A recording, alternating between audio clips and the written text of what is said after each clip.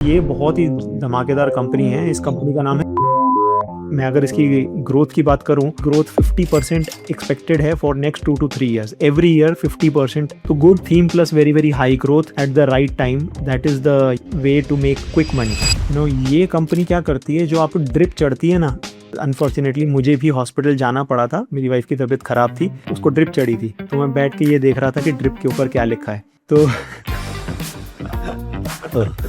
यहाँ पर अगर आपकी प्योरिटी का इतना सा भी कुछ गड़बड़ हो गया तो फिर आप गए काम से।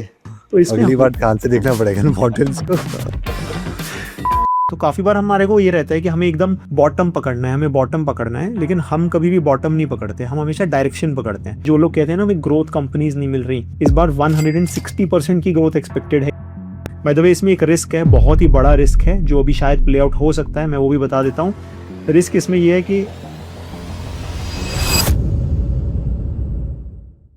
This video is for educational purposes only. We are not SEBI registered advisors, so always do your own research before investing.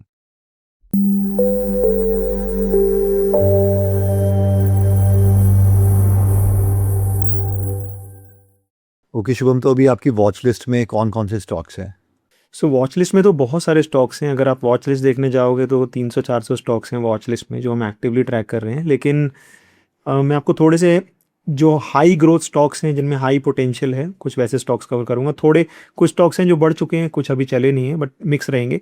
सो एक एक करके जल्दी से शुरू करते हैं। सो सबसे पहली स्टोरी जो अब बन रही है वो बन रही है E2E नेटवर्क्स की। ठीक है, E2E नेटवर्क्स, जिन्हें नहीं पता मैं थोड़ा सा बता देता हूँ। E2E is basically a company जो अमेजोन की तरह क्लाउड सर्वर रन करती है, AWS या GCP की तरह। ओनली डिफरेंस इज कि AWS, GCP, ये जितनी भी कंपनीज हैं, ये सारी कंपनीज स्टोरेज हो गई, AI हो गया, और मतलब और दे offer like bouquet of services. Whereas E2E सिर्फ क्लाउड में जो आपके सर्वर्स होते हैं वो ऑफर करता है। तो अभी सिर्फ सिंगल प्रोडक्ट है। तो मोटा मोटा इसे आप एक तरीके से कंप्यूटर या सर्वर रेंटल बिजनेस समझ सकते हो। पहले ये लोग नॉर्मल सर्वर किराए पे देते थे, लेकिन जब से GPU की शॉर्टेज और मतलब GPU चल रहे हैं, अब ये GPUs भी रेंट पे देते हैं। तो डिफरेंस ये है, कोई इनसे क्यों लेगा, मतलब AWS या GCP से आराम से ले ही सकता है ना। इनसे लेने का मेन रीज़न है कॉस्ट। तो जो जनरली जो छोटी स्टार्टअप्स होती हैं वो इनके प्लेटफॉर्म से रेंटल लेती हैं। और क्यों लेती हैं? क्योंकि इनके जो रेंट हैं वो कंपैरेटिवली सस्ते रहते हैं। फॉर एग्जांपल, अगर आप इनकी प्राइसिंग देखोगे, यहाँ पे आपको आवरली प्राइसिंग दिखेगी, NVIDIA का B200, H200 and so on, right. तो ये 1 घंटे का 670 रुपये, 430 रुपये। यही कि अगर आप AWS या बाकियों पे कंपेयर करोगे ना, तो आवरली रेट डॉलर्स में आएंगे और इससे महंगे आएंगे। तो जनरली 20-30% चीप मिलता है, इस वजह से लोग इसे प्रेफर करते हैं। राइट। तो इसमें क्यों बात कर रहे हैं हम? इसमें मेन एक्चुअली बिजनेस कोई बहुत ज़्यादा ऐसा नहीं है कि बहुत ज़्यादा तोड़ फोड़ बिजनेस है, लेकिन इसमें हो क्या रहा है कि यहाँ पे हम ये जो प्राइजेज़ हैं, NVIDIA की चिप्स की प्राइजेज़ हैं, वो हम पिछले बहुत टाइम से ट्रैक करते आ रहे हैं। तो ये जो प्राइजेज़ हैं, थोड़े टाइम पहले, आज से 4-5 महीने पहले, B200 400 रुपये पर आवर पे मिल रहा था, अब 670 रुपीज़ पर आवर पे मिल रहा है। H200 भी 350-300 पे भी मिल रहा था। तो कंटिन्यूसली NVIDIA की चिप्स की शॉर्टेज की वजह से इनके प्राइजेस बढ़ रहे हैं। अच्छा, ये लोग क्या है, ये लोग eight the right place at the right time है, क्योंकि इन्होंने क्या किया, इन्होंने भर भर के NVIDIA की चिप्स के ऊपर केपेक्स कर दिया। तो अभी एक्चुअली थोड़ा थोड़ा केपेक्स फेजेस में लाइव आना शुरू भी हो गया है। तो अगर आप पिछले क्वार्टर के नंबर्स देखोगे तो नंबर्स ऑलरेडी आना शुरू हो गए हैं, फ्रॉम 96 to 157 करोड़। एंड अगर लास्ट ईयर देखोगे, यही नंबर सिर्फ 36 करोड़ के थे। तो एंड सेम चीज़ आपको प्रॉफिट्स में भी देखेगी, from loss making to again 44 crore का प्रॉफिट।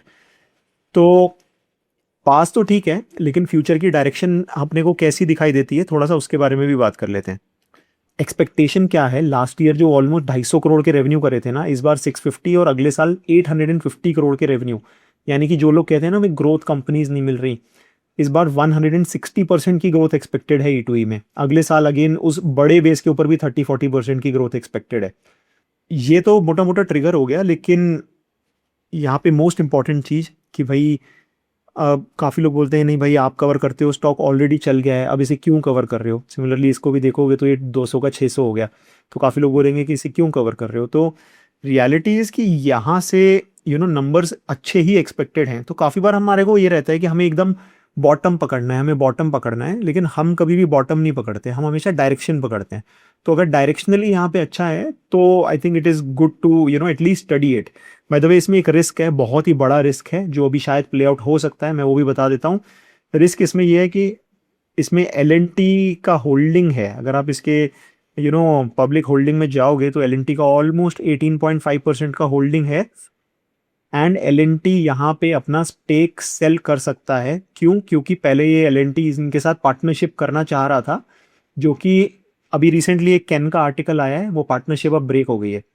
तो may be in next 1 year या नहीं पता कब बेचेंगे, but there is a possibility कि एल अपना स्टेक सेल करे। तो ये काफ़ी बड़ा स्टेक है, तो that could be a risk that could play out. Number wise उतना ज़्यादा रिस्क नहीं है। आई थिंक डिमांड बहुत ही ज़्यादा सॉलिड है, management is very very bullish. आप कॉन कॉल सुनोगे, I think you will understand what I am saying. ठीक है, नेक्स्ट कंपनी पे आते हैं। नेक्स्ट ये बहुत ही धमाकेदार कंपनी है, इस कंपनी का नाम है सुदीप फार्मा। सुनने में लगता है फार्मा कंपनी है, लेकिन एक्चुअली में ये फार्मा कंपनी से बैटरी मैन्युफैक्चरर नहीं, बैटरी एंसिलरी कंपनी बनने वाली है। Sudeep pharma basically iron phosphate बनाती है। सो मैं पहले इनका थोड़ा बिजनेस ना सिंपल तरीके से बता देता हूँ कि ये लोग करते क्या हैं। सो ये लोग दे समथिंग कॉल्ड एक्सीपिएंट बनाते हैं। What is an excipient? Excipient आप समझो कि जब एक दवाई बनती है, एक तो समझो कि दवाई में एक्चुअल जो असर करने वाली जो इंसान को सॉल्ट हो गया, वो हो गया, लेकिन वो बहुत ही कम क्वांटिटी में होता है। बाकी बहुत सारी चीज़ें हम टेस्ट के लिए ऐड करते हैं, काफ़ी सी चीज़ें उस लिए भी ऐड करते हैं कि भाई वो ठीक तरीके से एब्जॉर्ब हो जाए बॉडी में। काफ़ी बार ऐसा होता है कि अगर उसको ठीक से प्रोटेक्टिव लेयर नहीं दी तो वो गट में ही जो है हमारा डाइजेस्टिव सिस्टम, वो आपको जहाँ पे असर करना है वहाँ तक पहुँचने ही नहीं देगा, क्योंकि पहले ही उसे ख़त्म कर देगा। तो उसमें एक्सीपिएंट्स डाले जाते हैं ताकि जहाँ पे जाके डिजॉल्व होनी हो वहाँ तक पहुँच जाए। उसके अलावा काफ़ी सारे प्रोडक्ट्स ऐसे होते हैं जिनमें एक्सीपिएंट्स का काम होता है मिनरल्स ऐड करना। फॉर एग्जांपल जो सेरेलैक हम यूज़ करते हैं, यानी कि बेबी प्रोडक्ट्स जितने भी हो गए, जितने भी न्यूट्रासूटिकल्स हो गए, उसके अलावा और भी मतलब बहुत सारे रेंज ऑफ प्रोडक्ट्स हैं जिनमें आप ये एक्सीपिएंट के साथ साथ मिनरल प्रोवाइड करने का भी काम करते हैं, यानी डुअल काम करते हैं। तो दो तरीके के बिजनेस होते हैं। एक होते हैं ऐसे एक्सीपिएंट्स जो सेल्यूलोज बेस्ड एक्सीपिएंट्स होते हैं, जो कि एक्चुअली में वुड से बनते हैं, जिसमें कि कुछ कंपनियां आती हैं, जैसे एक्सेंट माइक्रोसेल, इंडिया की लिस्टेड कंपनी है, वो आती है। वेरएस कुछ ऐसे हैं जो मिनरल बेस्ड एक्सीपिएंट बनाते हैं, जो कि सुदीप बनाता है। इसमें शायद और कोई लिस्टेड कंपनी तो मुझे नहीं पता, मेनली यही है। डिफरेंस ये है कि mineral based excipient higher margin product होता है, क्योंकि आप वैल्यू ऐड कर रहे हो, तो इसमें 35-40% के मार्जिन बनते हैं इस बिजनेस में। वेरएस अगर आप एक्सीपिएंट्स वाला जो नॉर्मल एक्सीपिएंट्स है सेल्यूलोज बेस्ड, उसमें 20% 18% ऐसे मार्जिन बनते हैं। तो हुआ क्या कि ये लोग सालों से ये काम करते आ रहे थे। One of the main mineral जो रहता था, जैसे हम कहते हैं ना आयरन की कमी हो गई, तो मिनरल जो मेन था वो आयरन फॉस्फेट की फॉर्म में जाता है। तो ये लोग आयरन फॉस्फेट का इनका बहुत ही बड़ा प्लांट है, और नॉट जस्ट इन इंडिया, ये लोग एक्सपोर्ट भी करते हैं। तो पिछले 10-15 सालों से ये काम करते आ रहे हैं। तो आयरन फॉस्फेट के ऊपर इन्होंने, हालांकि वैसे तो कोई नॉर्मल मिनरल है, लेकिन इतना ज़्यादा हाई प्योरिटी पे काम करना, ह्यूमन ग्रेड बनाना, दवाइयों में जाने वाला है, यूएस एफडीए का अप्रूवल लेना, उन सब में टाइम लगता है। तो अब यहाँ पे एक बहुत ही इंटरेस्टिंग चीज़ इनके लिए प्ले आउट हो गई। वो क्या प्ले आउट हुई? अगर आप देखो, जो हमारे स्कूटर्स और इलेक्ट्रिक कार्स में बैटरी डलती है, जिसे हम LFP बैटरी बोलते हैं, राइट? LFP में जो FP है, F is ferrous, right, and P is phosphate. तो एक्चुअली वो आयरन फॉस्फेट है LFP में, लिथियम आयरन फॉस्फेट। तो जितनी भी LFP बैटरीज बन रही हैं, उन सब में अब आयरन फॉस्फेट की ज़रूरत है। तो इंडिया, मतलब चाइना में 90% नॉट जस्ट एनोड, कैथोड और जो भी बैटरी, पूरी वैल्यू चेन का 90% लेकर बैठा है। तो आज की डेट में कोई भी इलेक्ट्रिक बैटरी बन रही है तो वहीं से ही मंगा रही है सामान। अब जितनी भी ये जापानीज़ कंपनीज, यूएस की कंपनीज, कोरियन कंपनीज, ये बैटरी मैन्युफैक्चरर्स हैं, जैसे सैमसंग वगैरह, या जो आउटसाइड चाइना के बैटरी मैन्युफैक्चरर्स हैं, अब उन्हें चाइना से डाइवर्सिफाई करना है, और बाहर सोर्सेज ही नहीं है आयरन फॉस्फेट के, बहुत कम सोर्सेज हैं। ये एक ऐसी कंपनी है जो आयरन फॉस्फेट बना रही है। इन्होंने अपना नया प्लांट लगाया स्पेसिफिकली फॉर बैटरी मैन्युफैक्चरर्स। और ऑलरेडी 7 बहुत बड़ी बड़ी कंपनी से अप्रूवल आ चुके हैं एंड मोर देन 60 कंपनीज के साथ बात चल रही है। ये बोल रहे हैं कि majority battery manufacturers across the world इनके कस्टमर बन जाएंगे अगले 1-2 सालों में, क्योंकि अप्रूवल साइकिल है, उन सब में टाइम लगता है। गॉट इट, तो स्मार्ट। या तो ये जो ट्रिगर है एक्चुअली ये कोई छोटा मोटा ट्रिगर नहीं है। मतलब मैं थोड़ा सा इसको क्वांटिफाई करता हूँ कि ये एक्चुअली में कितना बड़ा ट्रिगर हो सकता है। सो इनके लास्ट कॉन कॉल में इन्होंने बोला था कि हम एक्सपेंशन कर रहे हैं, और जो एक्सपेंशन बोला था वो ऑलरेडी बहुत ही बड़ा एक्सपेंशन था। इनकी अगर आप लेटेस्ट पीपीटी देखोगे ना, so let me just open there latest PPT. So FY27 में इन्होंने बोला था, यानी इस साल करंट ईयर में 25,000 मीट्रिक टन का प्लांट लगाएंगे, और फिर उसके बाद हर साल 25 ऐड करके 4 सालों में 1 लाख तक जाना था। लेकिन इन्होंने इस बार की लेटेस्ट कॉन कॉल में बोला कि भाई डिमांड इतनी तगड़ी आ रही है कि इस बार तो 25 है, अगले साल 45 और 45 करेंगे। यानी कि जो 1 लाख का लगाने वाले थे ऑलरेडी, मतलब वो जो 4 साल में लगना था, वो बोल रहे हैं 3 साल में उससे ज़्यादा केपेक्स कर रहे हैं। क्यों? क्योंकि विजिबिलिटी दिखाई दे रही है। सो अगर मैं अभी इनके एग्जिस्टिंग प्लांट्स भी हैं जिसमें ये जो दोनों चीज़ें आप देख रहे हो ना, ये काइंड ऑफ नॉर्मल एक्सीपिएंट वाला बिजनेस है। तो अभी क्या है कि भाई डिमांड इतनी तगड़ी आ रही है कि ये लोग अपने फार्मा ग्रेड एक्सीपिएंट्स के जो आयरन फॉस्फेट था करंट फैक्ट्री से उठा के बैटरी वालों को दे रहे हैं सैंपल्स कि अप्रूवल मिले।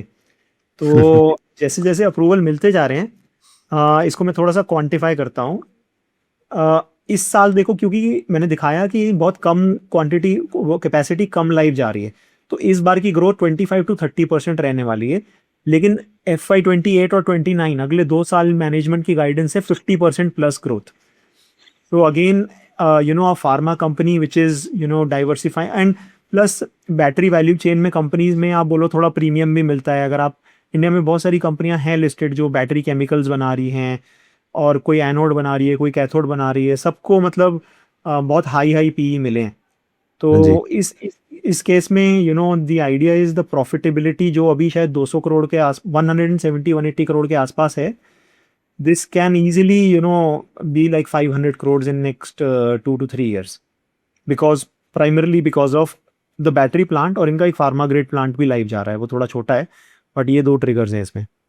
आप में से जो लोग इन्वेस्टिंग में इंटरेस्टेड हैं और जो डेटा वाले लोग हैं, यानी जो लोग इन्वेस्ट करने से पहले ये देखना चाहते हैं कि एक्चुअली में नंबर क्या है, और आप कोई टिप या क्विक रिच स्कीम में बिलीव नहीं करते, तो उनके लिए हमारी टीम ने पिछले 1 साल में बहुत से टूल्स क्रिएट किए हैं जो इन्वेस्टर को बहुत हेल्प कर सकते हैं। ये टूल्स नॉर्मल स्क्रीनर से ज़्यादा हमें वैल्यू प्रोवाइड करते हैं, और इन्हें बनाने के लिए हमारी फुल टाइम टीम इसमें काम करती है। अब अगर आप ये जानना चाहते हैं कि हमारा एग्जैक्टली इन्वेस्टिंग मेथड क्या है और ये टूल्स कौन कौन से हैं, तो आप हमारा संडे का वेबिनार ज्वाइन कर सकते हैं।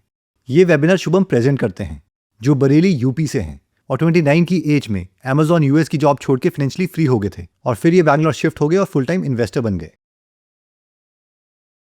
इस वेबिनार में आप 4 मेथड सीखोगे इंटरेस्टिंग कंपनीज ढूंढने के लिए, और इसमें एक फ्री गिफ्ट भी मिलेगा। ये वेबिनार हम जनरली रिकॉर्डेड प्ले करते हैं, लेकिन हमारी टीम वहां पर लाइव प्रेजेंट होती है आपके कोई भी क्वेश्चन का आंसर करने के लिए। वेबिनार रिकॉर्डेड होने का रीजन ये है कि जब तक हम वेबिनार में सिग्निफिकेंट इंप्रूवमेंट नहीं कर देते, उन्हीं मेथड्स को हर संडे आके बार बार रिपीट करना एक इनएफिशिएंट वे है टाइम को यूज करने का, क्योंकि इस टाइम को हमारी टीम किसी और टूल को बनाने में इन्वेस्ट कर सकती है। तो अगर आप इस वेबिनार में इंटरेस्टेड हैं, तो एक बर्गर से भी कम प्राइस में आप इस वेबिनार को ज्वाइन कर सकते हैं। इसका लिंक हमने डिस्क्रिप्शन और फर्स्ट कमेंट में दे दिया है। I know you will love our work. So 2 और कंपनीज बताता हूँ, बहुत इंटरेस्टिंग है, दोनों डेटा सेंटर से आती हैं। पहली कंपनी है एरोफ्लेक्स इंडस्ट्रीज, और दूसरी कंपनी अगेन है श्री रेफ्रिजरेशंस। अब दोनों ही कहीं ना कहीं डेटा सेंटर से लिंक्ड हैं, श्री रेफ्रिजरेशन थोड़ी सी इनडायरेक्टली लिंक्ड है। तो पहले एरोफ्लेक्स से आता हूँ। सो ये लोग क्या करते थे, ये लोग मेटल बेलोज बनाते थे। अब मेटल बेलोज का क्या मतलब है, पहले मैं आपको ये समझाता हूँ। सो आपने कुछ इस तरीके की ये देखे होंगे, बाथरूम्स में देखा होगा, राइट? लेकिन ये एक्चुअली वो नहीं है, ये उसका बड़ा वाला वर्जन है, लेकिन है सेम चीज़। ये एक तरीके से, तो क्या होता है, एक तो होते हैं स्टील के पाइप। स्टील के पाइप में प्रॉब्लम क्या होता है, वो बेंड नहीं हो सकते। देन एक होते हैं इस टाइप के मैश के पाइप्स, जो हमने बाथरूम्स में भी देखे हैं, लेकिन ये बहुत ही ज़्यादा मोटे मोटे होते हैं। इनके अंदर से केमिकल्स, पेट्रोल्स यानी हॉट एंड कोल्ड प्रोडक्ट्स जाते हैं। ये प्राइमरली यूज़ होती हैं फैक्ट्रीज़ के अंदर। इनका मेन काम क्या होता है? मेन काम इनका ये होता है कि जैसे फैक्ट्री के अंदर जब आप एक मशीन को दूसरी मशीन से कनेक्ट कर रहे हो, जिससे बहुत हॉट लिक्विड फ्लो हो रहा है, तो कई बार क्या होता है कि वो एंगल पे होती हैं, तो आप उसे मोड़ नहीं सकते। तो बहुत बार जब नई फैक्ट्रीज लगती हैं या हॉट एंड कोल्ड प्रोडक्ट्स को फ्लो करने के लिए इस टाइप की चीज़ें यूज़ होती हैं। सिमिलरली आपने अगर आपके अपार्टमेंट में या कंपनी में कहीं ऐसे वाटर पाइपलाइन जा रही हो, तो इस टाइप की चीज़ें भी लगी रहती हैं। ये काइंड ऑफ शॉक एब्जॉर्ब करने के लिए और उन सब के लिए यूज़ होता है बड़े बड़े पाइप्स के अंदर। तो ये लोग इस टाइप के काम करते थे, अभी भी करते हैं। लेकिन इन्होंने एक दिमाग लगाया। इन्होंने दिमाग क्या लगाया कि भाई हम जो भी काम कर रहे हैं उसमें हमारा पानी का काम है या लिक्विड्स का काम है, तो इन्हें वाटर को मैनेज करना आ गया। तो अभी क्या हो रहा है कि डेटा सेंटर्स में एक बहुत बड़ी थीम बन रही है डेटा सेंटर कूलिंग की। डेटा सेंटर को आपको ठंडा रखना है, गर्म हो जाता है बहुत ही ज़्यादा। तो पहले Right. क्या होता था, जो डेटा सेंटर्स लगते थे ना, वो छोटे डेटा सेंटर्स होते थे, जैसे कि 10 मेगावाट, 5 मेगावाट। लेकिन क्यों? क्योंकि उनमें लोड कम होता था, चिप्स नॉर्मल चिप्स होती थी। लेकिन अब एआई की वजह से हुआ क्या कि जीपीयूज आ गए, अब हीटिंग ज़्यादा हो रही है, हीटिंग भी ज़्यादा हो रही है, एनर्जी भी ज़्यादा फूक रही है। तो अब 50 मेगावाट, 100 मेगावाट इतने बड़े बड़े डेटा सेंटर बन रहे हैं। तो अब वो पहले जो कूलिंग होती थी वो एयर कूलिंग होती थी, यानी कि आपने एसी लगा रखे हैं, हवा से ही ठंडी हो रही है चिप्स। वाटर लेकिन कूलिंग। हाँ, अब वाटर कूलिंग हो रही है। अब वाटर कूलिंग में डिफरेंस क्या होता है? वाटर कूलिंग डेडिकेटेड चिप के ऊपर जुड़ती है। एयर कूलिंग तो क्या होता है कि आपकी पूरी हवा को ही ठंडा कर दिया। वाटर कूलिंग में एक there is something called skid assemblies. What is a skid assembly? Skid assembly, let me just show an image. तो कुछ इस तरीके की होती है स्किड असेंबलीज। इसमें क्या होता है कि मेन चीज़ क्या है कि ये डेटा सेंटर के अंदर लगेगी, तो डेटा सेंटर में हमें पानी नहीं फैलाना। तो पहले तो पानी का कंट्रोल इतना ज़्यादा होना चाहिए कि पानी बिल्कुल लीक ना हो। That is the most important thing. And then ये क्या होता है कि ये पाइप के थ्रू चिप के आसपास पानी के बहाव को लेकर जाती हैं, चिप को छुआ के। तो उसकी हीट जो है वो ठंडा पानी उससे निकालता रहता है। तो there is a company called Vertiv, जो दुनिया की सबसे बड़ी डेटा सेंटर में काम, डेटा सेंटर लगाने का काम करती है। तो फॉर एग्जांपल अगर मुझे आज डेटा सेंटर बना लगाना है, तो मैं वर्टिव को बोलूँगा कि मेरी डेटा सेंटर लगाने में हेल्प करो। तो वर्टिव इनका एक तरीके से इंडिया में पार्टनर बन गया है। तो ये डेडिकेटेड प्लांट लगा रहे हैं महाराष्ट्र में, जो कि वर्टिव की रिक्वायरमेंट को फुलफिल करेगा फॉर स्किड असेंबलीज। तो इन्होंने नया प्रोडक्ट लॉन्च करा, स्किड असेंबली। अब ये इनका प्रोडक्ट पास हो गया क्योंकि ये 20 सालों से ये काम करते आ रहे थे। एंड अब वर्टिव के अलावा और जगह पर भी ये दे आर ट्राइंग कि भाई हम जो है बहुत ज़्यादा तेज़ी से ग्रो करें। So just to summarise, let me just so basically अगर आप यहाँ पे एक जो टेबल देख रहे हो, जो एग्जिस्टिंग बिजनेस है, अगले 2 से 3 सालों में लगभग उतना बड़ा ये स्किड असेंबली का बिजनेस बन जाएगा, जो कि आज ज़ीरो है। तो इस ईयर तो FY26 में तो कुछ कंट्रीब्यूट नहीं करा, हार्डली 15 करोड़। अगले साल 80 करोड़, 200 करोड़, 300 करोड़, 400 करोड़, कुछ इस तरीके की एक्सपेक्टेशन है। तो इस वजह से ये जो पूरा का पूरा कंपनी है, again the company itself is growing very very fast. तो पहले जो इसमें कंपनी में जो ग्रोथ 15%, 20% की आ रही थी, अब अचानक से 30, 40, 50% की ग्रोथ की बातें हो रही हैं, primarily because of the data centre division.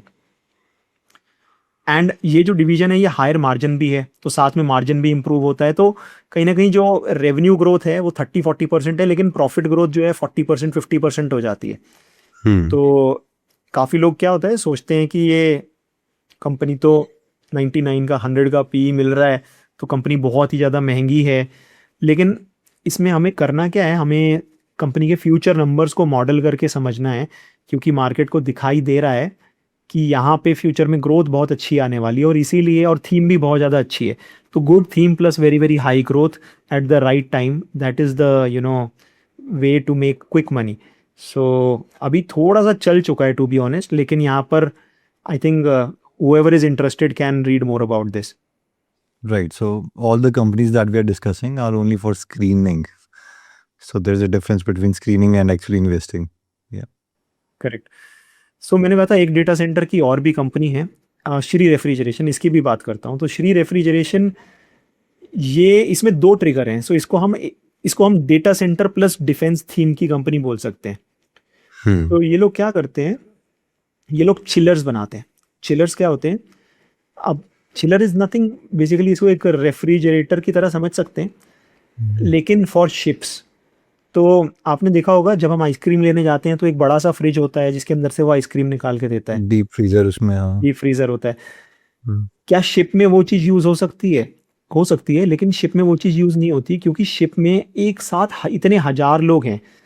अब उन सब के लिए कूलिंग रिक्वायरमेंट को मुझे फुलफिल करना है, प्लस मुझे बिजली कम फूकनी है, प्लस मेन दिक्कत क्या है, शिप हिलता रहता है, तो मुझे वाइब्रेशंस को एब्जॉर्ब करना है। तो होता क्या है कि शिप्स के अंदर एक तरीके के कूलिंग रूम्स बनाए जाते हैं, पूरे के पूरे बड़े बड़े कमरे होते हैं, फ्रीजर्स नहीं है, दीज आर बिग रूम्स जिनके अंदर सामान रखा जाता है खाने पीने का, एंड ये सब लिक्विड कूल्ड होते हैं। तो जो पानी है वो ठंडा करके सर्कुलेट हो रहा होता है, एंड साथ साथ में वही पानी शिप के रूम्स को ठंडा करने के लिए और उन सब के लिए भी यूज़ होता है। सो ये एक ऐसी कंपनी है जो इंडिया में जो शिप्स बन रहे हैं उसमें 60 to 70% HVAC सिस्टम्स और कूलिंग, मतलब इन सब चीज़ों का मार्केट शेयर लेकर बैठी है। हालांकि कंपनी बहुत ही ज़्यादा छोटी है, SME कंपनी है। तो टू बी ऑनेस्ट, मतलब अभी थोड़े दिन पहले ये कंपनी 500-600 करोड़ की मार्केट कैप पे मिल रही थी। तो इंडिया में 70% मार्केट शेयर, तो नीश प्रोडक्ट है। अभी हमने ब्लू स्टार, वोल्टास, इन सब का नाम सुना है, लेकिन श्री रेफ्रिजरेशन का किसने नाम सुना है? हार्डली किसी ने सुना होगा। तो अब यहाँ पे डेटा सेंटर का एंगल कैसे आता है? क्योंकि इनकी एक्सपर्टीज है in refrigeration, again cooling systems, cooling is needed. हाँ, कूलिंग इज नीडेड। तो इन्होंने क्या किया, इन्होंने एक बाहर की कंपनी के साथ पार्टनरशिप कर ली, एंड उस पार्टनरशिप से फ़ायदा क्या मिला कि ये कंपनी ने कभी डेटा सेंटर का काम नहीं करा था, लेकिन ये कंपनी है called smart chiller group, Singapore. तो ये कंपनी बहुत सालों से यही काम करती आ रही है। तो इसके साथ अब पार्टनरशिप करके ये लोग जो data centre specific cooling systems हैं, जो चिलर्स हैं, जिससे तो दोनों में डिफरेंस है, वो क्या बना रहे हैं, वो स्किड असेंबली बना रहे हैं, वो पाइप्स का पूरा स्ट्रक्चर जिससे पानी अंदर आ रहा है। ये क्या कर रहे हैं, जो डेटा सेंटर की छत के ऊपर जो ठंडा पानी को ठंडा करने के लिए प्लांट लगेगा, ये वो बना रहे हैं, जो चिलिंग सिस्टम है। तो ये इनका काफ़ी बड़ा ट्रिगर है। अगेन मैं अगर इसकी ग्रोथ की बात करूं तो यहाँ पर भी ग्रोथ 50% एक्सपेक्टेड है for next 2 to 3 years. Every year 50% growth is expected, ऐसा मैनेजमेंट का कहना है। So last year the revenue was 150, this year, मतलब I mean that is what the management is saying कि 50% ग्रोथ विद ऑल्सो थोड़ा बहुत margin improvement. So I mean again लोग बोलते हैं भाई ग्रोथ कंपनीज कैसे ढूंढें। सो आई मीन इन थीम्स में तो आप डिटेल में पढ़ोगे तो आपको 50% ग्रोथ आज की डेट में is not very hard to find. 40-50% की ग्रोथ कंपनीज बहुत मिल रही हैं। नेक्स्ट कंपनी पे आता हूँ। ये कंपनी के प्रोडक्ट्स हम सब लोगों ने देखे हैं जब भी मॉल जाते हैं। शायद आपने इस कंपनी का नाम सुना होगा, ब्लू स्टोन ज्वेलरी। सो ये जो कंपनी है, again this is another company जो 50% प्लस ग्रोथ की गाइडेंस दे रही है for next several years. Retail chain है, कोई भी बाजार में जाके देख सकता है। डिफरेंस क्या है?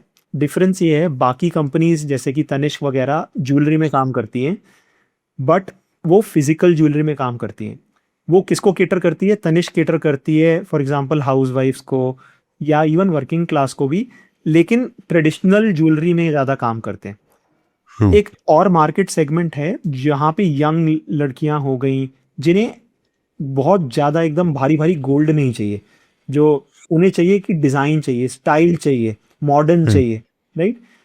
तो इन्होंने वो गैप देखा और इन्होंने जो नॉर्मल टेक्निक है वो हटा के दूसरी टेक्निक का यूज़ करा, जिससे डिज़ाइन बहुत ही ज़्यादा डिफरेंट निकल के आ रहे हैं। सो एक्चुअली हो क्या रहा है, बाकी कंपनीज ना अभी स्काई गोल्ड और ये सब कंपनीज आ गई हैं जो कि चाहे आप तनिष्क से ले रहे हो, चाहे आप थंगामलाई से ले रहे हो, चाहे आप कल्याण से ले रहे हो, ऊपर से जो वेंडर है जो एक्चुअली जो डिज़ाइन बना रहा है वो स्काई गोल्ड है, वो सबको सप्लाई कर रहा है। तो होता क्या है कि इन सबके डिज़ाइन आपको कॉमन दिखेंगे। वही डिज़ाइन आपको टाइटन में भी दिख जाएगा, वही कल्याण में भी दिख जाएगा, वही पीसी ज्वेलर में भी दिख जाएगा।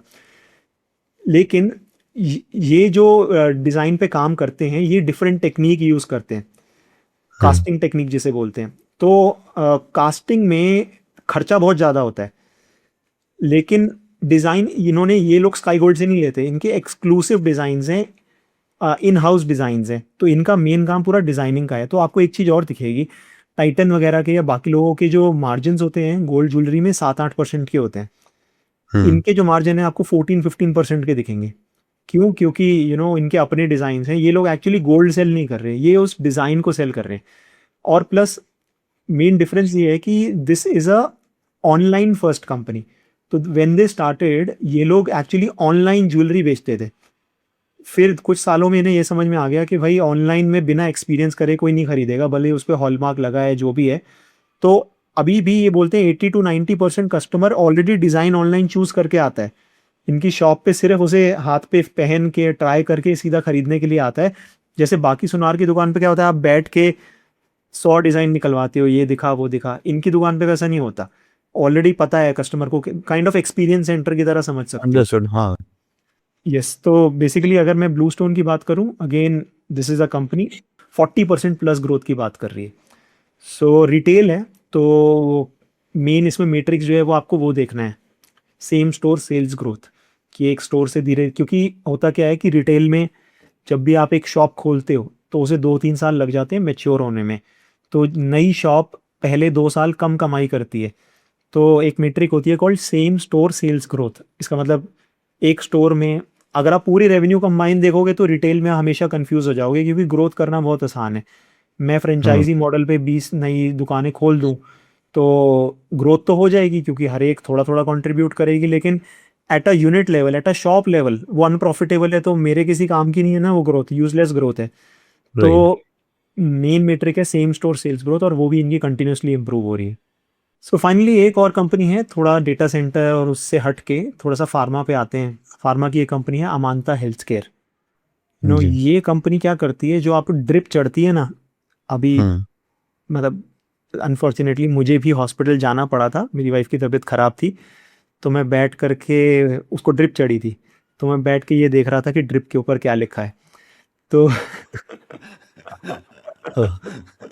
तो क्योंकि ये जो कंपनी है ये एक्चुअली में क्या करती है, जो हम ग्लूकोज चढ़ाते हैं ना, जो जिसे बोलते हैं कि ग्लूकोज चढ़, लेकिन एक्चुअली में हमेशा ग्लूकोज नहीं होता, मल्टीपल लिक्विड्स होते हैं।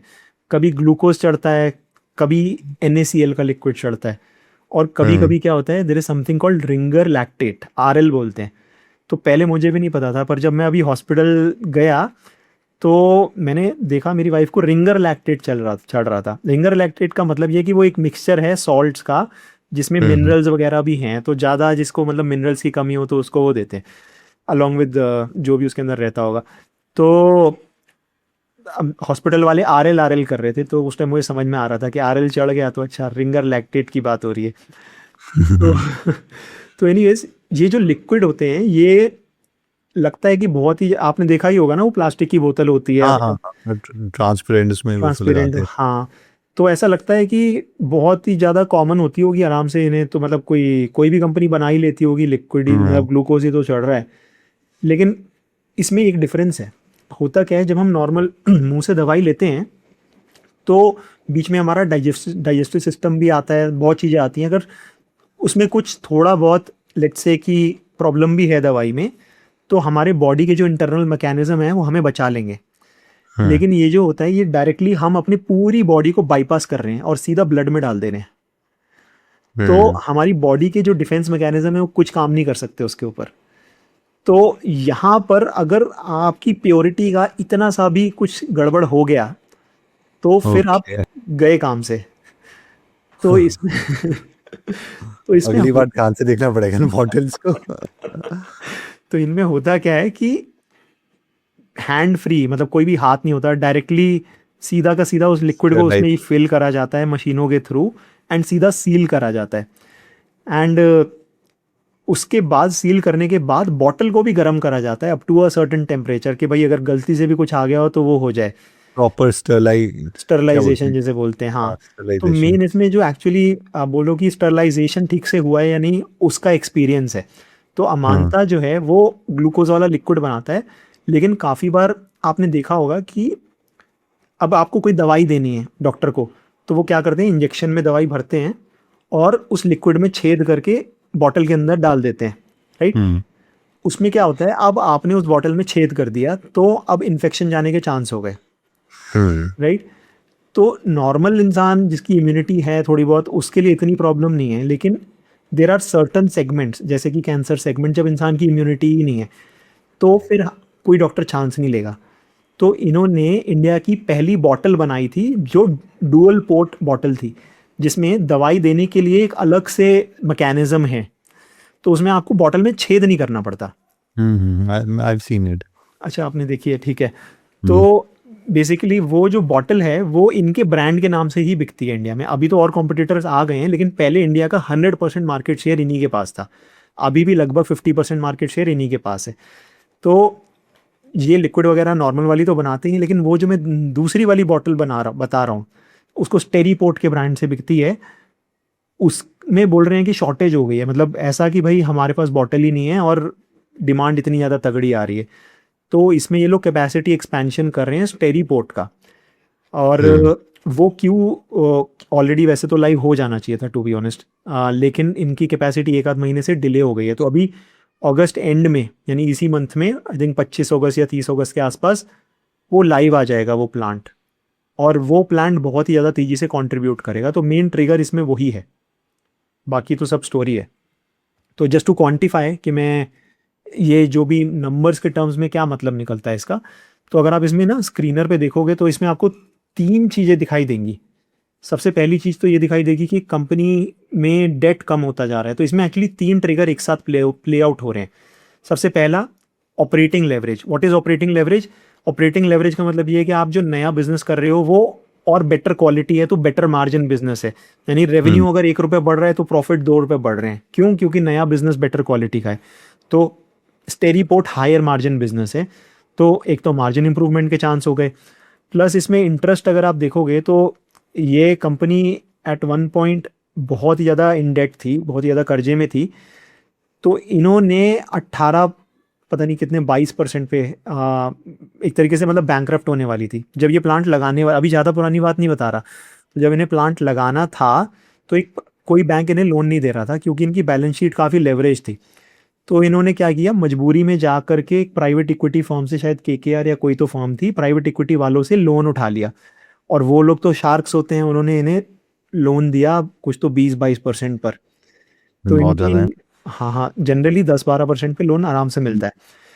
तो इनकी बुक्स के ऊपर तो मतलब कर्जा कम था, लेकिन इंटरेस्ट कॉस्ट इतनी ज़्यादा आ रही थी क्योंकि महंगा लोन था। तो अब इन्होंने क्या किया, जैसे ही इनकी कैपेसिटी थोड़ी बहुत, इनके पास पैसे आए तो इन्होंने वो प्राइवेट इक्विटी के पैसे देके बैंक में ट्रांसफ़र करवाया। तो अगर आप देखोगे ना तो इनकी इंटरेस्ट कॉस्ट कम हो गई है। एंड ये लोग बोल रहे हैं कि धीरे धीरे ये और कम होके बहुत ही कम हो जाएगी। तो इसे बोलते हैं फाइनेंशियल लेवरेज। तो फाइनेंशियल लेवरेज भी प्ले आउट हो रही है, ऑपरेटिंग लेवरेज भी प्ले आउट हो रही है, एंड देन रेवेन्यू ग्रोथ तो आ ही रही है। तो इसमें 3 ट्रिगर्स एक साथ हो रहे हैं। सो ऐसे देखने पे लगता है कि 15 करोड़ का प्रॉफिट है, तो लेकिन जब आप इसको थोड़ा सा और डीप में जा कर के देखोगे ना, सो ये जो प्रॉफिट है ये आराम से 40-50 करोड़ का हो सकता है अगले 2 सालों में, because of the all these 3 things that I am talking about. And plus इन्होंने एक सोलर प्लांट लगाया था, महीने का 1 करोड़ तो ये लोग ऑलमोस्ट उस सोलर प्लांट से बचा पा रहे हैं। सो वहाँ से भी कॉस्ट सेविंग हो रही है। तो ये इसके कुछ ट्रिगर्स थे। Got it. ठीक है शुभम, तो इवेंचुअली हमने इन 6 कंपनीज के बारे में बात करी और ये स्क्रीनिंग के बारे में थी, नॉट एक्चुअली इन्वेस्टिंग। तो बाकी एंट्री और एग्जिट प्रोसेस सबका अपना होता है, तो कब एंटर करना है कब एग्जिट करना है, बट एटलीस्ट नज़र में रहेगी तो माइट भी बेनिफिट होगा। और वन मोर थिंग, अगर आप लोगों को ये वीडियो पसंद आती है तो ऐसी हम हर महीने भी कर सकते हैं। सो आई होप सबको वैल्यू मिली होगी। Thank you so much. जय हिंद। थैंक यू, जय हिंद, बाय बाय।